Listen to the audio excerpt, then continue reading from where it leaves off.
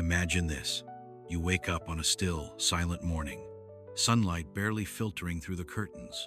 Someone lies beside you, someone you treasure more than anything else in the world. Yet in the soft hush, you recall a moment of friction, harsh words, the sting of anger, the guilt that followed. You see the pain etched on their face in memory, and it unsettles you to realize that the person you love most can also be the one you wound most deeply. How can these two truths exist at once? The contradiction weighs heavy. How could an emotion meant to bind us together become a source of misery? Isn't love supposed to be our sanctuary?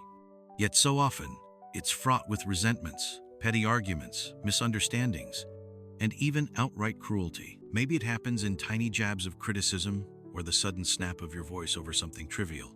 Maybe it happens through casual neglect, when you fail to notice the hurt in someone's eyes.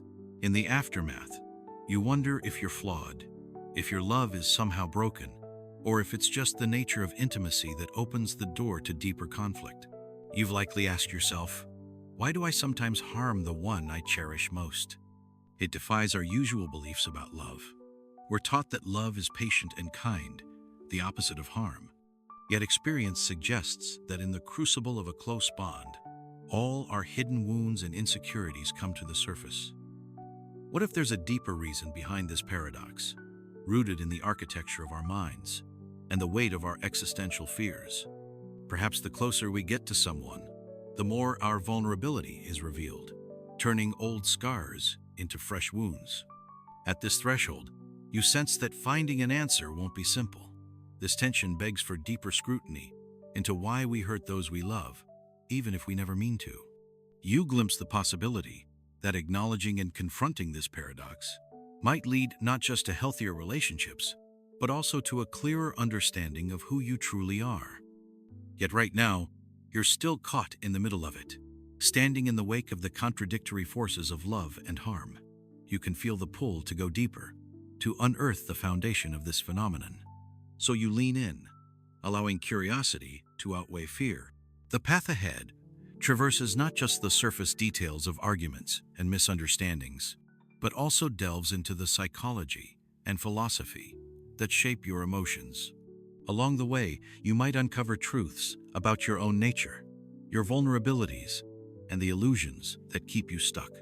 As you stand on the brink of this exploration, you can almost feel the reverberations of what it might reveal, that this pattern of hurting is part of a cycle we all participate in, whether we admit it or not. The more you consider it, the more urgent it seems to answer this question. Before the damage accumulates beyond repair, you step forward, bracing yourself for what lies beneath. The next layer awaits, ready to illuminate the hidden roots of the hurt we cause and reveal how it's woven into the very fabric of our psyche. If you have the courage to keep going, you might find that this journey doesn't just resolve the paradox, but offers a transformative perspective on love itself. You pause at the entry to a deeper understanding, grappling with the realization that this issue touches something fundamental in the human psyche. Psychologically, it's tied to the traits we repress, what the psychologist Carl Jung called the shadow. When you lash out at someone you cherish, it's often a flash of unacknowledged qualities: fear, envy, self-doubt. These emerge precisely because you care, because the act of loving makes you vulnerable to the other person's judgments, presence, and proximity. The closer they get, the more those buried parts scramble to protect themselves, for example, by erupting in sudden anger or engaging in subtle manipulative tactics to regain control. Yet that's just one strand in a web of influences. Friedrich Nietzsche warned that humans are driven by a will that isn't always benevolent. You want power, validation, a sense of being special, admit it or not. In relationships, these quiet demands often masquerade as love, but they're laced with unspoken expectations.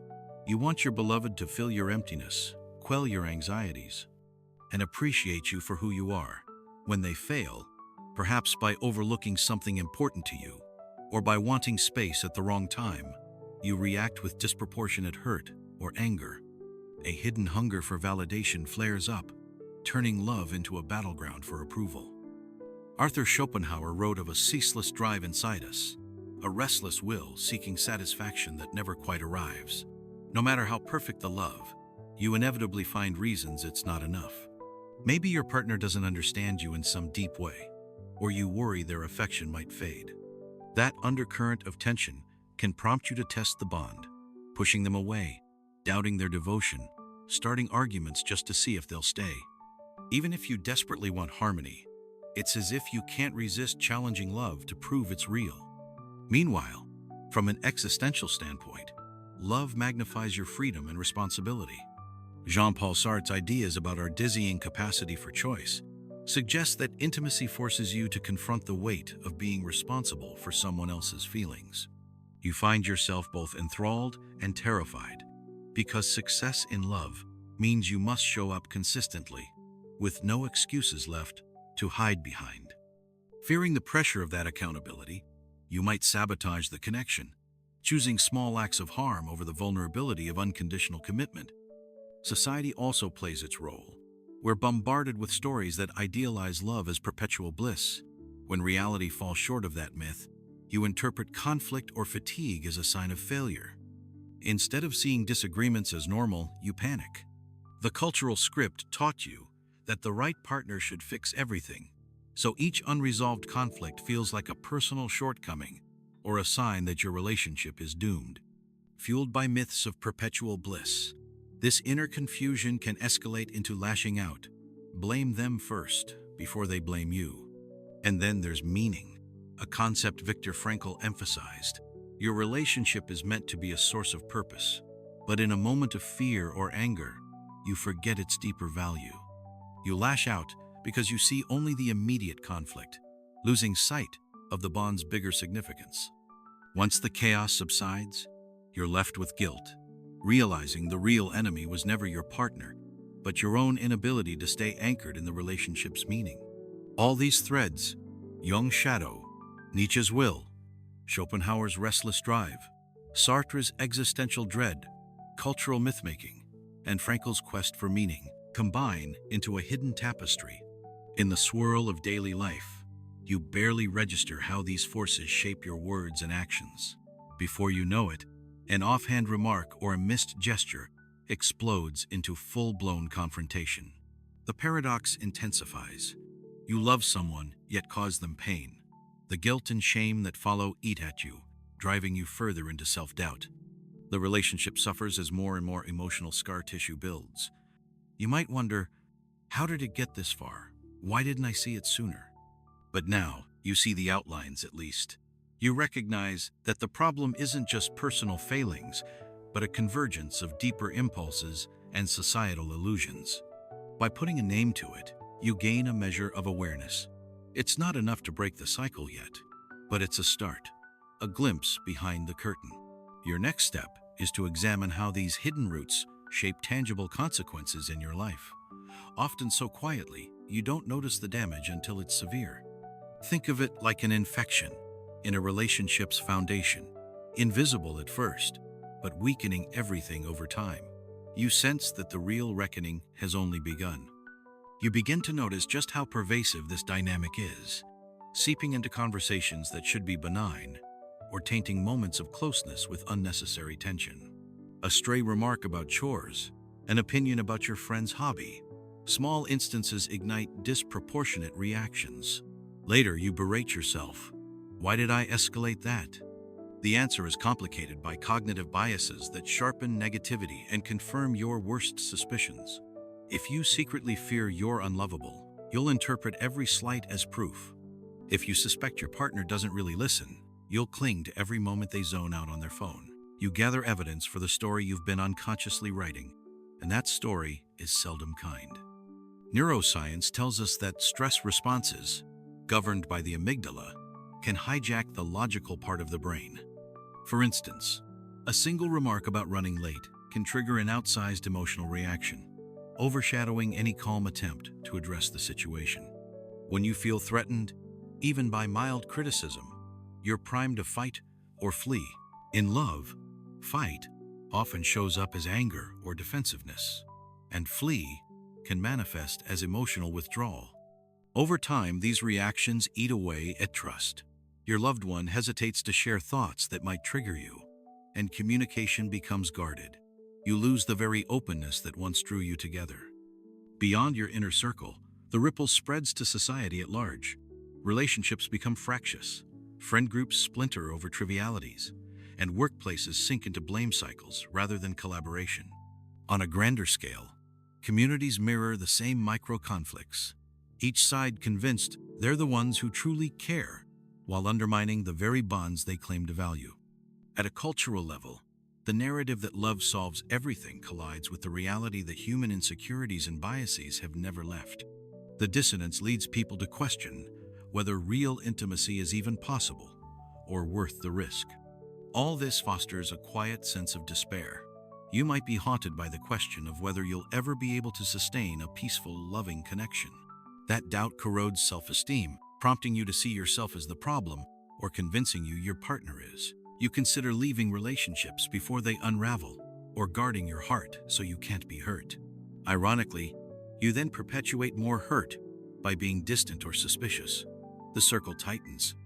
Even so, glimpses of a solution appear. In the aftermath of each conflict, there's a moment when clarity can surface. That brief pause where regret mingles with the desire to do better. If you seize it, you can ask yourself what truly caused the argument. Maybe it was less about dirty dishes and more about feeling unseen. Maybe it wasn't about finances, but about the fear you aren't valued for your contributions. This spark of insight can reveal the real culprit, a hidden sense of worthlessness or a narrative of abandonment. That recognition, though small, points toward a possible exit from the labyrinth. The urgency to resolve these unseen consequences grows because each damaging episode leaves an imprint. Over time, the buildup of resentment, guilt, and misunderstanding can suffocate even the strongest bond. You realize that acknowledging the paradox is not enough. You need a breakthrough, a bold, radical shift in perspective that challenges the illusions you've unknowingly clung to. The consequences of not making that shift are all too clear, etched in every tearful argument and every night spent brooding over regrets. It's in that pressure cooker moment where pain meets longing for change. That's when a rebellion is born. Not a rebellion against your loved ones, but against the destructive patterns in your own mind. You realize that fighting them is the only way to preserve the relationships you hold dear. This revolt isn't about lashing out. It's about shedding the illusions that trap you in cycles of harm. You decide to break the unspoken rule that you must hide your vulnerabilities. Vulnerability often proves the first surprise tactic in this rebellion. Instead of masking your doubts with anger, you voice them. I feel unimportant. I'm scared you'll leave. I'm ashamed I can't provide. These admissions, raw and uncomfortable, disrupt the old scripts. They invite empathy rather than retaliation. Suddenly, you've shifted from a battle stance to an open posture, and your loved one can respond with compassion instead of defensiveness. It feels risky at first, like stepping onto a stage unprotected, but vulnerability can be disarming in the best possible way. You also adopt a fierce curiosity. The moment you sense tension rising, you pause and ask yourself, what am I really reacting to? Often, the surface triggers, someone's tone of voice or a small oversight, aren't the real issue. Beneath them, you might find a fear of inadequacy or a reminder of a past hurt. By tracing the reaction to its core, you regain some control over your response. You learn to communicate that deeper layer. I felt insecure. I was worried I might lose you, which then gives your partner a chance to address the real problem instead of exchanging blame. Another move is challenging your biases head-on. When you feel compelled to interpret an action as negative, you ask yourself if you're ignoring evidence of kindness or love. The negativity bias is powerful, but awareness can dull its edge. You stop assuming the worst, or you catch yourself mid-assumption. Over time, each instance of recognizing there's my bias again rewires your habitual thinking. It doesn't vanish overnight, but the grip loosens. Crucial to this rebellion is the readiness to apologize and correct course swiftly. You accept that even with heightened awareness, you'll stumble. You might still lash out, slip into sarcasm, or wallow in silence. The difference now is that you own up to it faster. You don't let pride block you from saying, "I'm sorry I spoke harshly. I was afraid you didn't care." This transparency might feel humiliating at first, but it's paradoxically empowering. Each sincere apology paves a more stable ground for trust, showing that you value the relationship enough to admit fault. Through these steps, you glimpse a new way of relating, one in which your insecurities and shadows don't vanish, but are acknowledged and integrated. You start to redefine love, seeing it not as a fairy tale cure-all, but as a dynamic, living process. Conflict still arises, yet it becomes a doorway to understanding rather than a catalyst for harm. You feel the shift in your posture, your words, your willingness to remain present even when it's uncomfortable, and you notice your loved ones responding with their own cautious openness. This rebellion does more than heal old wounds. It challenges the bedrock of how you understand yourself. You realize that you are neither wholly good nor wholly bad, that you contain multitudes of contradictory impulses, and that acknowledging them is the first step to transcending them. It's an act of courage and humility to say, "I love you, and yet I see how I can hurt you. I am flawed, yet still deserving of a chance to do better." In this unfolding process, the illusions that once fueled your anger lose their power, replaced by a growing sense of honesty and self-awareness. But even this stage isn't the end. You sense there's a final realization, a pinnacle insight that redefines everything, from the nature of intimacy to your own sense of completeness. This ultimate truth beckons you from just over the horizon, asking you to see love in a new, more expansive way. Are you ready for that transformation? The momentum of your rebellion propels you forward, urging you to keep pushing until you confront the heart of the matter. And so you move toward the final unveiling, prepared for a revelation that might change not just how you love, but how you understand what love truly is. Now you stand at the threshold of the deepest revelation. It's one that can reorganize your entire perception of love, self, and reality. Looking back, you see how every argument, every tear, and every heartfelt conversation was guiding you to this moment, like signposts on a winding path. You've rebelled against knee-jerk aggression and secrecy. You've challenged cultural myths and recognized psychological undercurrents. You've dared to accept your shadow. What remains is to see love in a light so penetrating that the old assumptions crumble for good. Here is the core realization. The reason you hurt those you love is rooted in a belief that you need something from them to be whole. You behave as though your worth or security depends on what they do, say, or feel about you. When they fail to provide the exact response or validation you crave, you lash out to fill the void or to punish them for reminding you of it. Yet you're already complete and always have been. This doesn't dismiss the beauty or necessity of deep human bonds. It simply means genuine love can't be about using another to patch your own wounds. The sense of lack or incompleteness you feel is often an illusion shaped by past hurts, cultural conditioning, and anxious self-comparisons. Once you see that you and your loved ones are inherently whole, love ceases to be a transaction of needs and becomes an expression of mutual respect and support. You give and receive not out of desperation, but out of authentic choice. Realizing this wholeness is an inside job. Nobody can grant you worthiness from outside, just as nobody can truly take it away. That recognition dissolves the undercurrent of fear, driving so many conflicts. Imagine approaching your partner, child, or friend knowing you are not there to get your emptiness filled, but to share life and growth together. Conflicts still arise, yes, but they no longer threaten your identity. They become workable disagreements rather than existential battles. And your empathy deepens because you see that the person across from you is also whole, but perhaps they've forgotten it, just as you once did. Their lashing out, in turn, reflects their momentary illusion of lack, their fear of not being enough. Understanding this, you respond with compassion instead of retaliation. This transforms the entire dynamic of your relationships, imbuing them with a sense of safety and possibility. It also reshapes how you see conflict on a societal level. When entire groups operate from a place of perceived lack, they clash. each fearing annihilation of identity or resources. But when individuals recognize their shared completeness, the impetus for hostility lessens. It may sound idealistic, but at the personal level, this perspective can revolutionize how you handle disagreements at work, in communities, and in families. Finally, with this newfound perception of wholeness, you forgive more readily, both others and yourself.